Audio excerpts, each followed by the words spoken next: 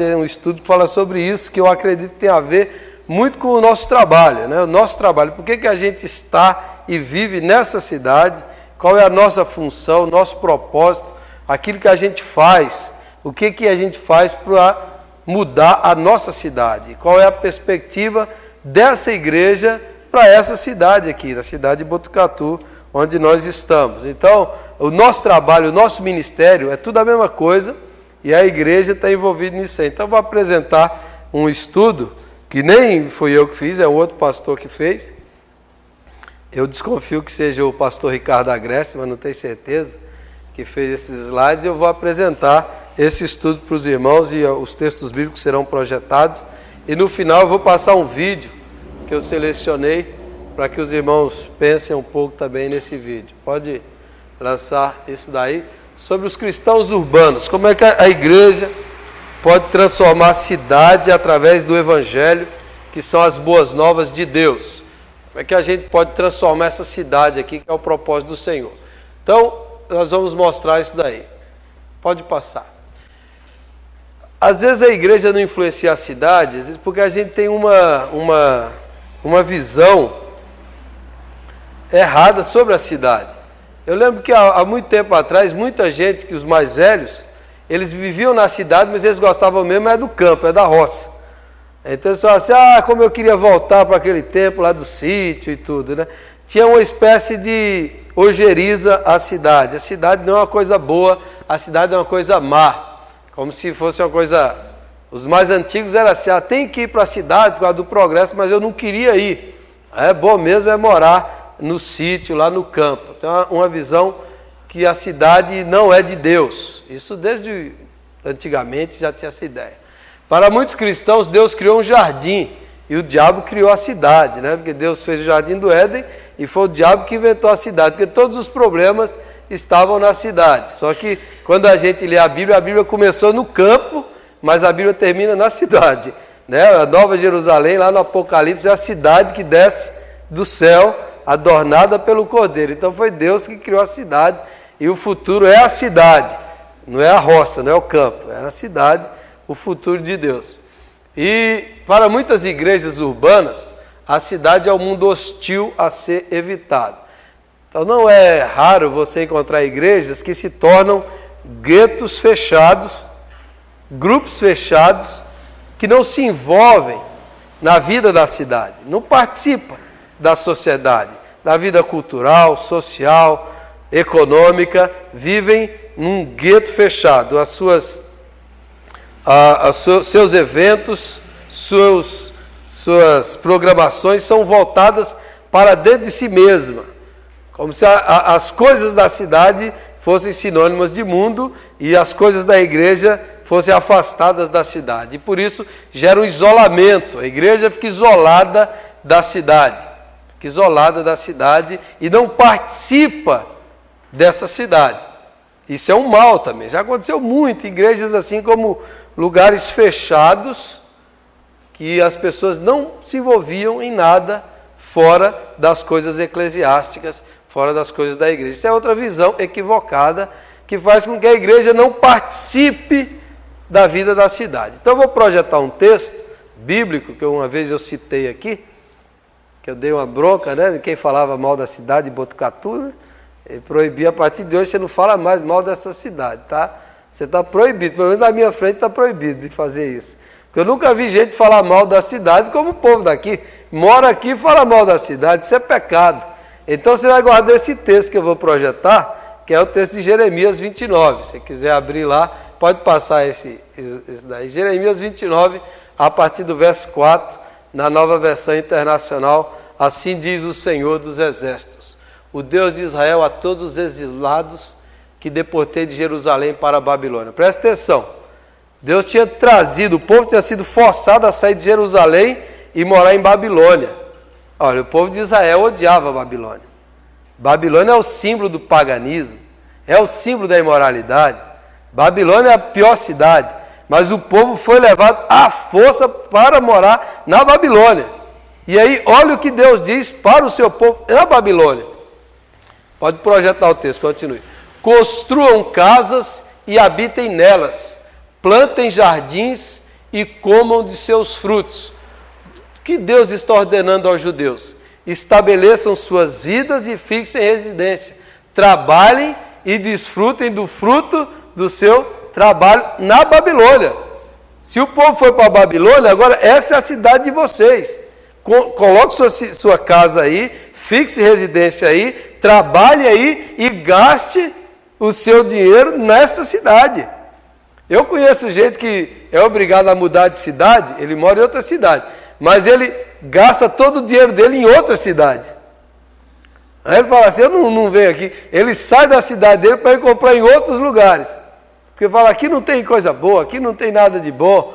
Então a cidade não progride, não avança, porque a pessoa está na cidade, mas não contribui com a cidade que ela está. E Deus fala, olha, Babilônia era a pior cidade para o judeu. Mas Deus fala, agora ela é a sua cidade. E nessa cidade você vai fixar a residência, você vai trabalhar, você vai plantar, plante, você vai ficar um longo tempo aí. Continue. Versículo 6. Casem-se e tenham filhos e filhas. Escolham mulheres para casar-se com seus filhos. E deem as suas filhas em casamento, para que também tenham filhos e filhas. Multipliquem-se e não diminuam. Cresça na cidade. Pode ser fecundo, multiplique-se, influencie a cidade. Encha a Babilônia de um monte de judeus. Casem-se com as mulheres e faça a cidade crescer. O texto continua. Busquem a prosperidade da cidade para a qual eu os deportei, e orem ao Senhor em favor dela, porque a prosperidade de vocês depende da prosperidade dela. Na outra tradução é assim, busque a paz da cidade, porque na paz da cidade vós tereis paz. Porque a palavra paz no hebraico é shalom. Shalom é uma palavra riquíssima, muito ampla. Então ela pode ser traduzida por paz, por prosperidade, por segurança, por saúde. Então busquem shalom, busquem a prosperidade, a paz, o bem da cidade, porque no bem da cidade vocês terão bem, na prosperidade da cidade vocês serão prósperos. Então não fiquem sonegando, não fiquem reclamando, não fiquem maldizendo a Babilônia. Vocês estão na Babilônia para ser bênção na Babilônia. Então trabalhe pela prosperidade dessa cidade, pelo bem, pela paz, pela segurança, pela saúde. Se esforcem para isso. Orem em favor dela.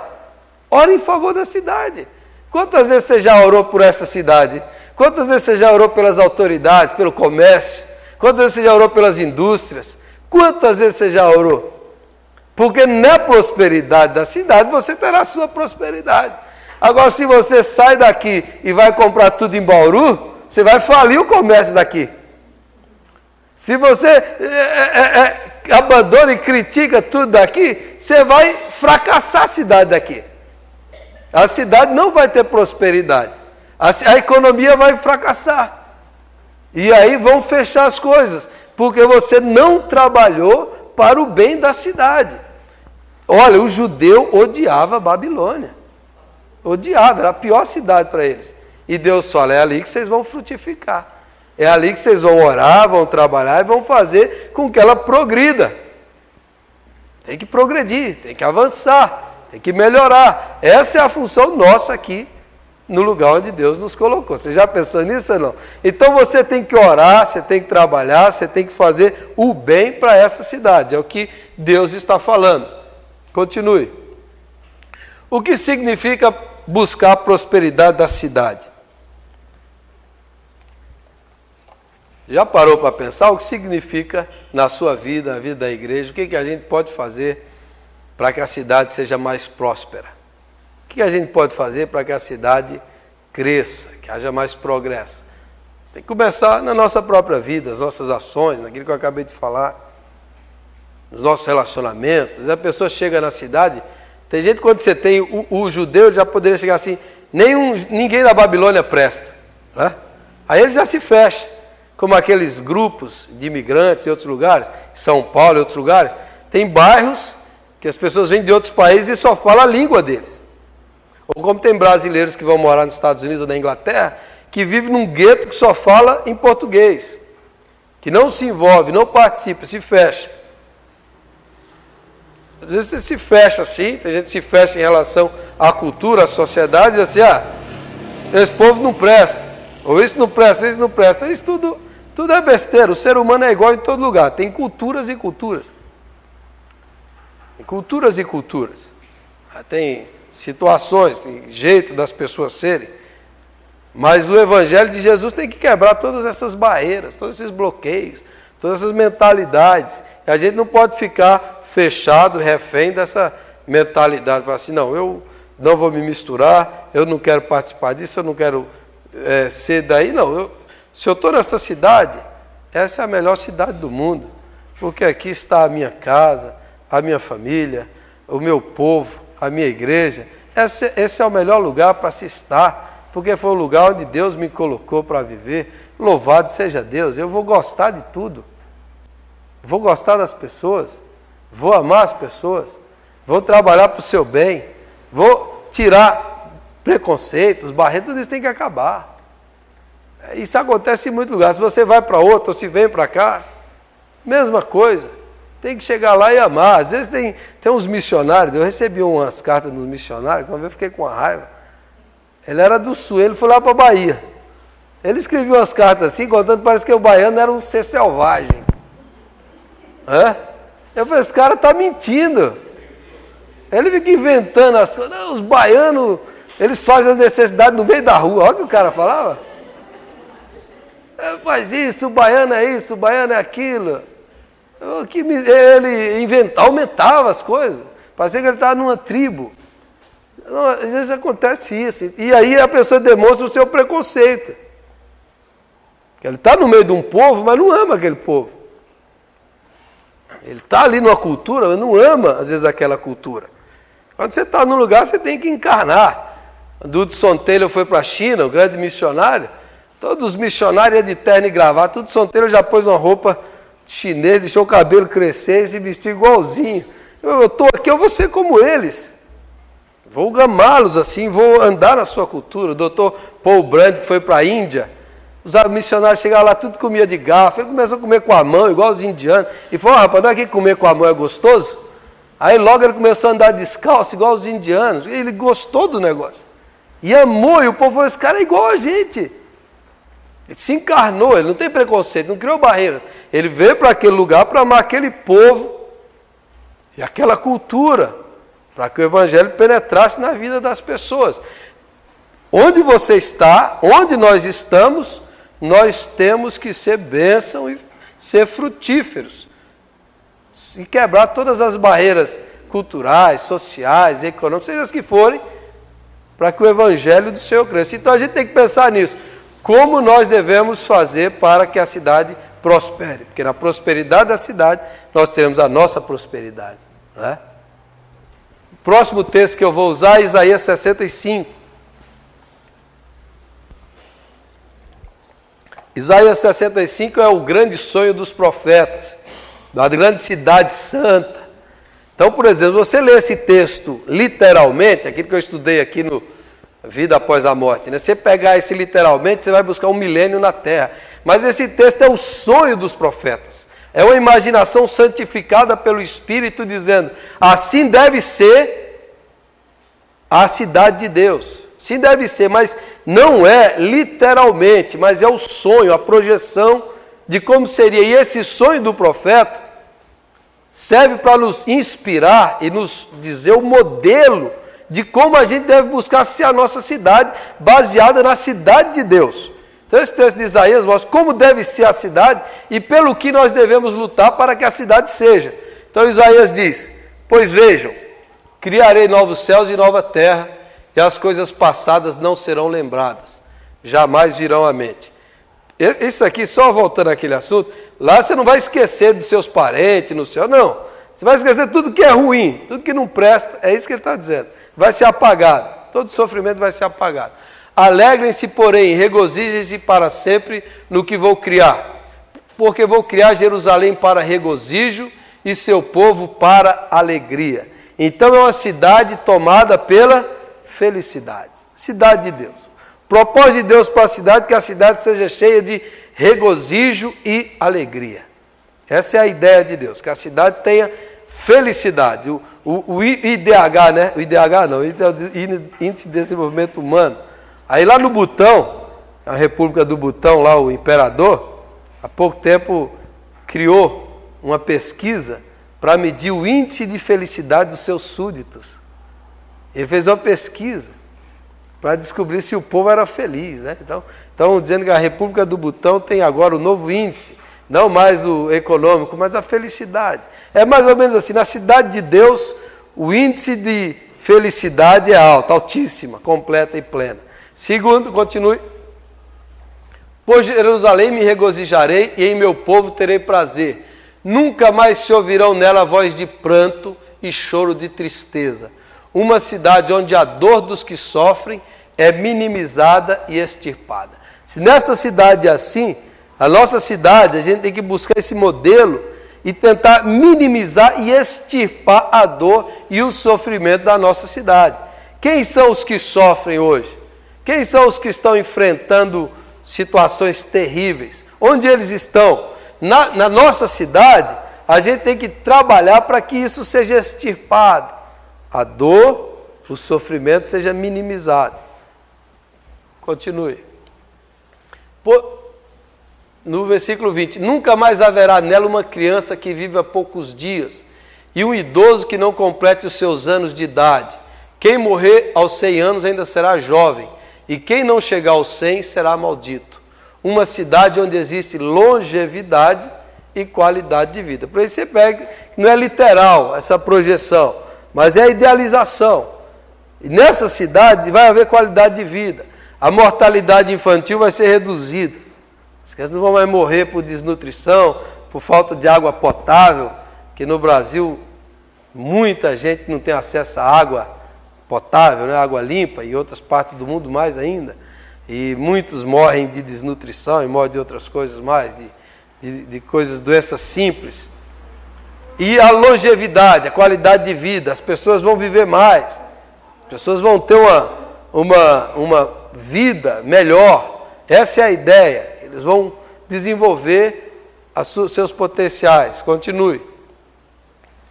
Construirão casas e nelas habitarão, plantarão vinhas e comerão do seu fruto.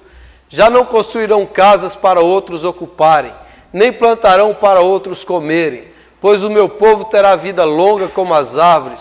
Os meus escolhidos esbanjarão o fruto do seu trabalho, não labutarão inutilmente, nem gerarão filhos para a infelicidade, pois serão um povo abençoado pelo Senhor, eles e os seus descendentes. Uma cidade onde há oportunidade de trabalho e justa recompensa pelo mesmo.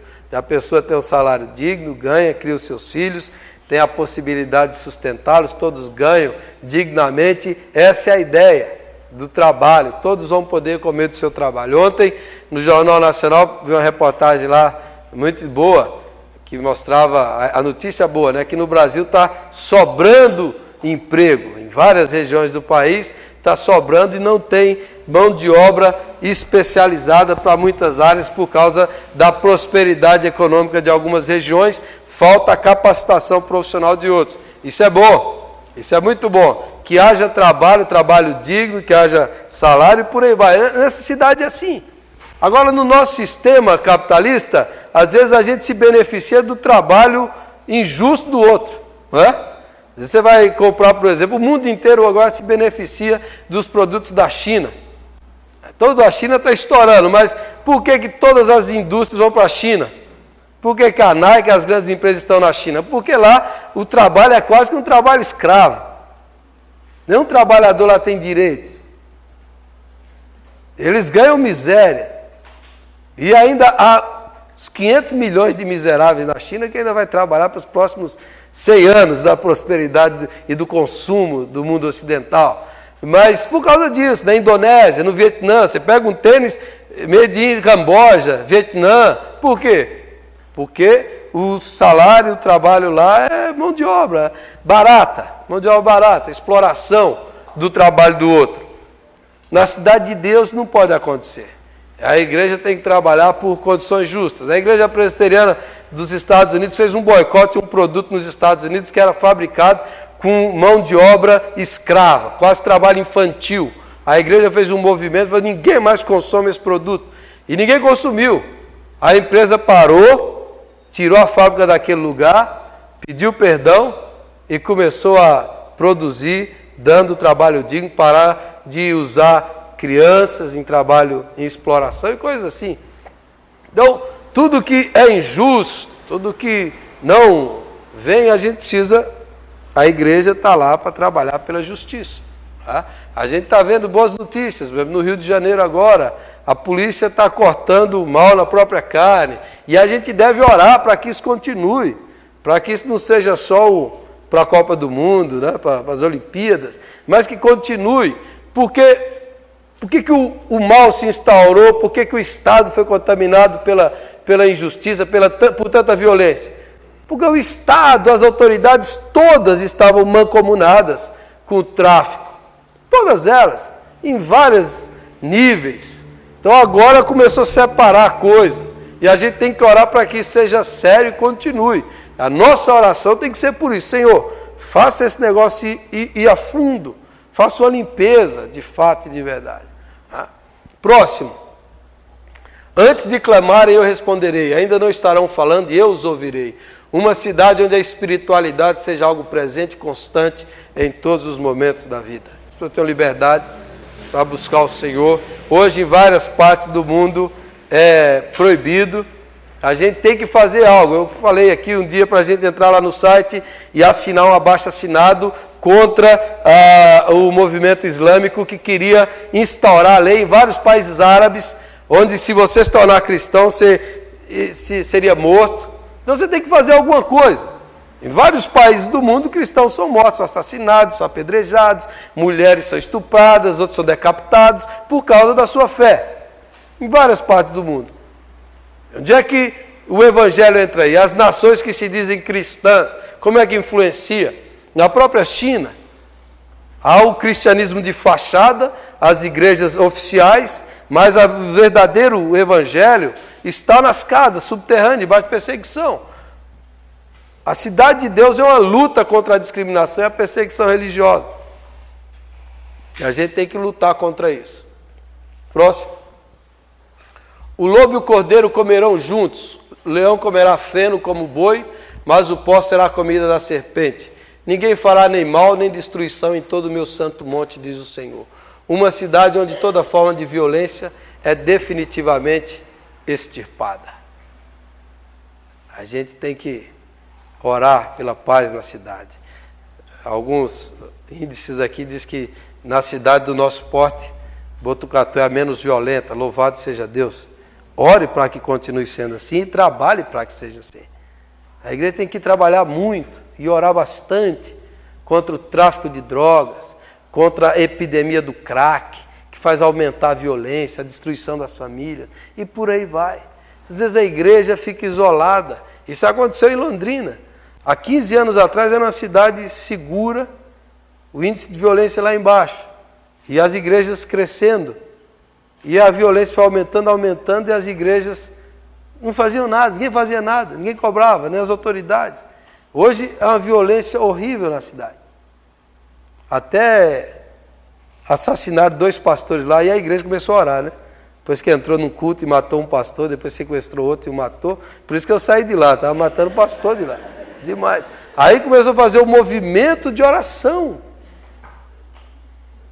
Olha, precisou, eu falei lá, a gente falava isso, precisou ser assassinado 2 pastores para que as igrejas começassem a orar pela paz na cidade, contra a violência, porque não orava. A gente está só pensando nas nossas coisas aqui, no nosso dia a dia, só naquilo que nos interessa, aí a violência vai aumentando, e gente vai morrendo, vai sendo assassinada. Então, coisas assim, na hora do culto, um dia na hora do culto, está começando o culto, aquele louvorzão, no mercado do lado. O cara entrou, deu 2 tiros na cabeça da atendente lá. Domingo, 7 horas da noite. Daí eu fiquei pensando assim, ali ó, desgraça, e a igreja lá dentro cantando, né? Porque a gente tem que cantar, mas às vezes tem que se envolver no sofrimento, tem que participar. E agora lá, os pastores estão participando do Conselho de Segurança, na mobilização, fazendo muitas coisas para conter, para parar essa coisa. A gente aqui tem que estar atento a isso e trabalhar pela paz da cidade, pelo bem da cidade, contra todas as formas de mal, para que a violência diminua, para que essa cidade seja santificada, né? Seja cheia da glória de Deus. Amém? E o próximo aí, para resumir, a agenda de Deus para a cidade. É uma cidade onde a felicidade seja uma marca, onde a dor dos que sofrem é minimizada e extirpada, a longevidade e qualidade de vida sejam presentes, a oportunidade de trabalho e a justa recompensa pelo mesmo sejam comum, a espiritualidade seja presente e constante em todos os momentos da vida, toda forma de violência seja definitivamente eliminada. Esse é o nosso programa de governo, né? Essa é a nossa plataforma, é o nosso motivo de oração. Senhor, eu vou orar por isso. Vou orar por isso, vou interceder ao Senhor para que isso aconteça nessa cidade aqui. Essa é a nossa missão. Para que eu vim pastorear? Por que nós estamos aqui? Para abençoar essa cidade. Eu costumo dizer, depois que eu cheguei em Botucatu, a cidade começou a progredir, né?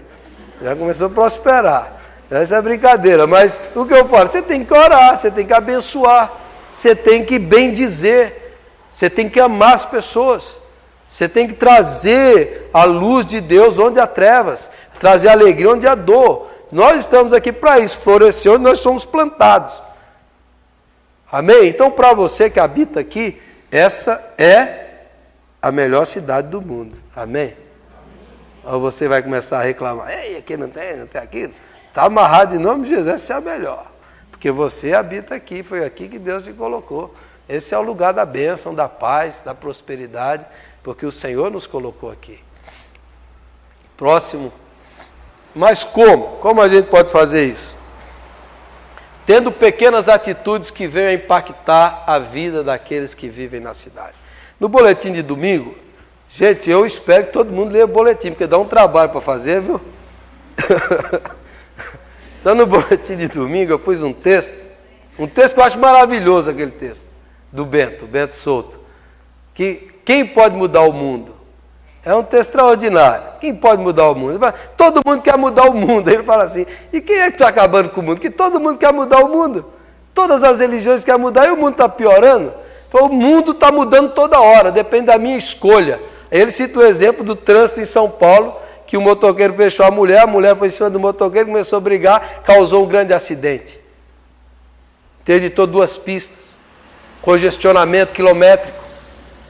Aí ele fala, quanta gente chegou atrasada no trabalho, quanta gente brigou o marido com a mulher por causa do atraso, a ambulância não chegou no hospital, o cara morreu na ambulância. Quantas coisas ruins aconteceram por causa da escolha errada daquela mulher e daquele motoqueiro. Eles mudaram o mundo para pior num dia. Todo dia a gente muda o mundo, para pior ou para melhor, todo dia. Todo dia. É a gente que muda o mundo. Com as nossas ações, podem ser grandes ou pequenas, mas a gente muda o mundo. Quando você é gentil, quando você é bondoso, quando você é amoroso, você está mudando o mundo. Ou quando você está fazendo uma coisa ruim, quando você deixa a água lá no seu quintal, lá enchendo de dengue, você está mudando o mundo, para pior. Você está destruindo o mundo. Quando você faz isso, quando você joga lixo, quando você pega lá aquela garrafinha e joga fora do carro, você está mudando o mundo, para pior. Quando você faz isso, você está prejudicando a vida de alguém. Então, o mundo muda com as nossas atitudes, para melhor ou para pior. Então, pequenas atitudes mudam o mundo. Pequenas atitudes. Próximo. Pode passar, esse aí eu vou passar o vídeo depois. Envolvendo-nos com projetos de transformação social, individualmente e coletivamente. Isso é o do Ricardo Agreste mesmo, de fato. Transformando, como é que eu posso individualmente, quais são os projetos sociais aqui dessa cidade que estão ajudando as pessoas, os necessitados? O que eu posso fazer para cooperar com esses projetos? Ou a igreja, qual é o projeto que a igreja que deve começar, deve fazer? O que a gente vai fazer aqui para ajudar os necessitados? Não é? O que a gente vai fazer?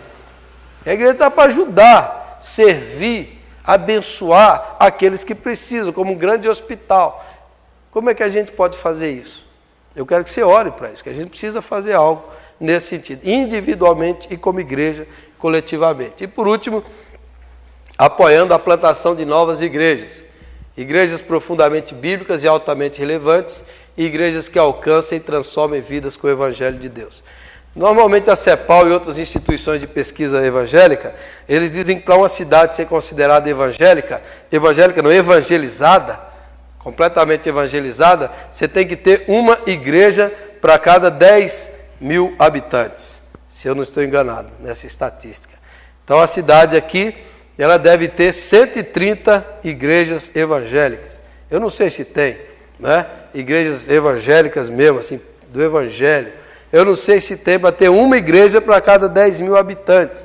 Que aí a igreja já pode ser, a cidade já pode ser considerada razoavelmente evangelizada. Eu não sei qual é o número aqui. Eu já passei em alguns lugares, tem muitas igrejas. Às vezes tem lugares assim que tem muitas, e tem outros lugares que não tem igreja nenhuma. Mas a gente tem que plantar igrejas bíblicas que evangelizam, porque novas igrejas crescem e multiplicam. A cidade aqui tem 6 igrejas presbiterianas, 7, né, com a congregação. Ela poderia ter 10, poderia ter 15, poderia ter 30. Ela poderia ter muitas.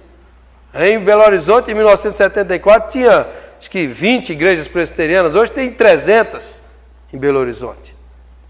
Então, você pode ter igrejas que sejam mais próximas das pessoas, você tem que plantar igrejas que pregam o Evangelho. Então tudo isso começa com a gente, em outros lugares que não tem Evangelho. Eu recebi a carta do Abelardo, aquele pastor missionário de Bauru, ele tem uma missão que ele está plantando igreja no sertão do Sergipe e da Paraíba. Ele começou uma nova igreja lá.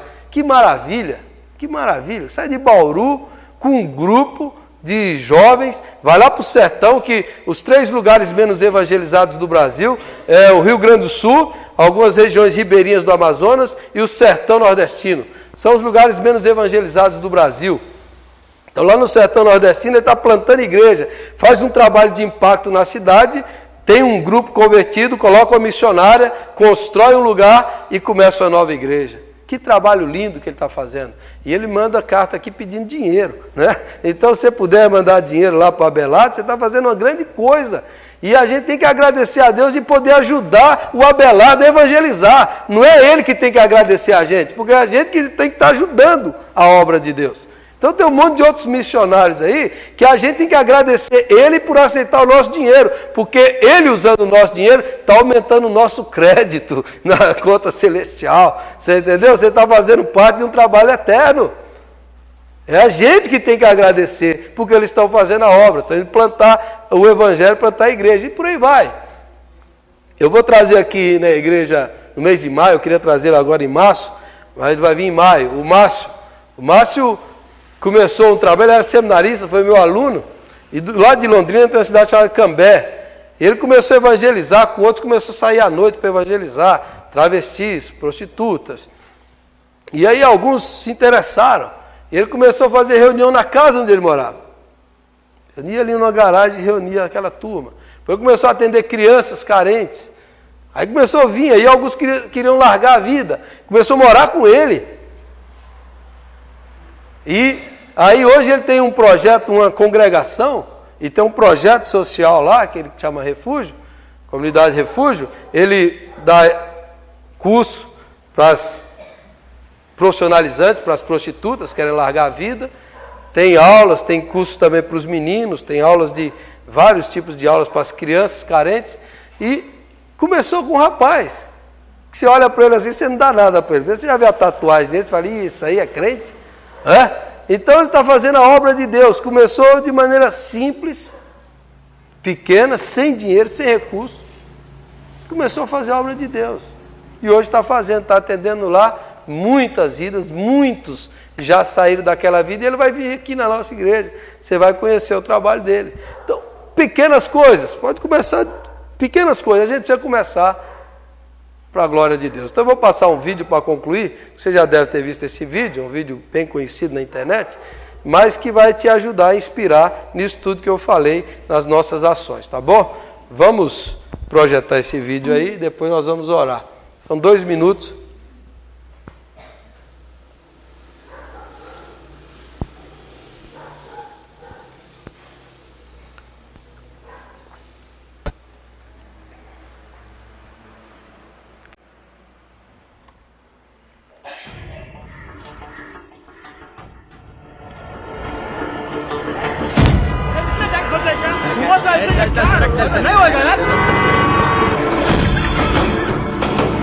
Sir आपके लिए उस पार कार का इंतजाम किया है सर आइए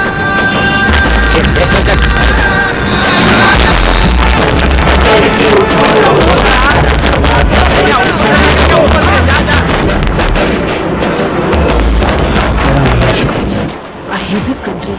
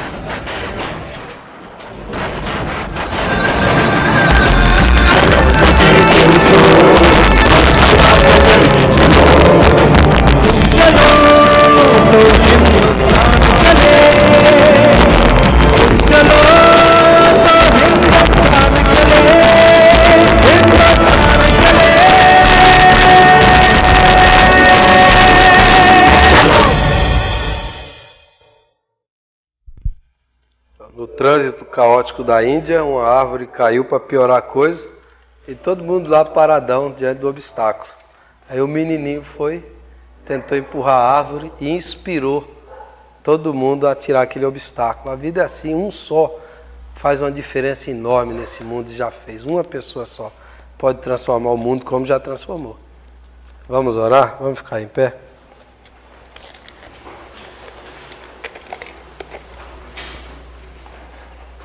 Começa com um. Vamos orar ao Senhor, que o Senhor nos ajude a sermos bênção para a nossa cidade. Vamos abençoar a cidade de Botucatu, o seu prefeito, os vereadores, todas as autoridades dessa cidade.